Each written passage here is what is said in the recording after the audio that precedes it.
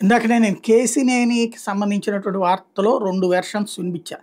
అందులో ఒకటి ప్రమోటర్ హరీష్ కోయ, అలాగే సతీష్ అబ్బూరి. ఈ ఇద్దరికి సంబంధించి నిన్న ఇచ్చినటువంటి స్టేట్మెంట్లు. ఏంటంటే, ఓ రకంగా వైఎస్ఆర్ కాంగ్రెస్ పార్టీకి వార్నింగ్ ఇస్తున్నారు. రాష్ట్రానికి పెట్టుబడులు రాకుండా వైకాపా కుట్రలు పన్నుతోందని ఆరోపించారు. వరుస మీద వైకాపా నాయకులు సాక్షి మీడియా నిరాధార ఆరోపణలు చేస్తున్నాయని, వాటి మీద చట్టపరంగా చర్యలు తీసుకుంటామని హెచ్చరించారు. నిరాధార ఆరోపణలు ఖండిస్తూ అమెరికా నుంచి శుక్రవారం వేర్వేరుగా వీడియో ప్రకటనలు విడుదల చేశారు. తనపై చేసిన ఆరోపణలకు ఆధారాలుంటూ చూపించాలి మాజీ ఎంపీ కేసినేని నానికి సతీష్ అబ్బూరి సవాల్ విసిరారు.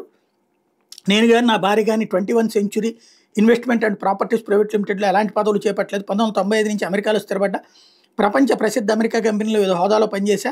10 ఏళ్లుగా అమెరికా మార్కెట్లో వ్యాపారాలు విస్తరిస్తూ ఎంతోమందికి ఉపాధి అవకాశాలు కల్పిస్తున్నట్టు సతీష్ చెప్పుకొచ్చారు. ఆ ఆధారాలు ఆల్రెడీ కేసినేని నాని చూపించేశారు.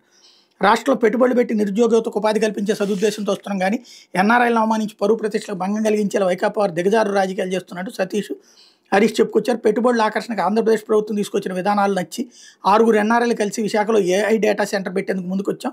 వరుస పూర్వాపరాలు చూసి ప్రభుత్వం మమ్మల్ని ప్రోత్సహించిందని హరీష్ చెప్పుకొచ్చారు. 2 ఏళ్లలో 100 మెగావాట్ల సామర్థ్యంతో ఏఐ డేటా సెంటర్ ఏర్పాటు కట్టుబడి ఉన్నామని, ఎవరైనా అడ్డంకులు సృష్టించిన నిర్దేశిత గడువులోకి ప్రాజెక్టు పూర్తి చేస్తామని హరీష్ చెప్పారు. ప్రాజెక్టు పూర్తి చేస్తే జనం హర్షిస్తారేమో.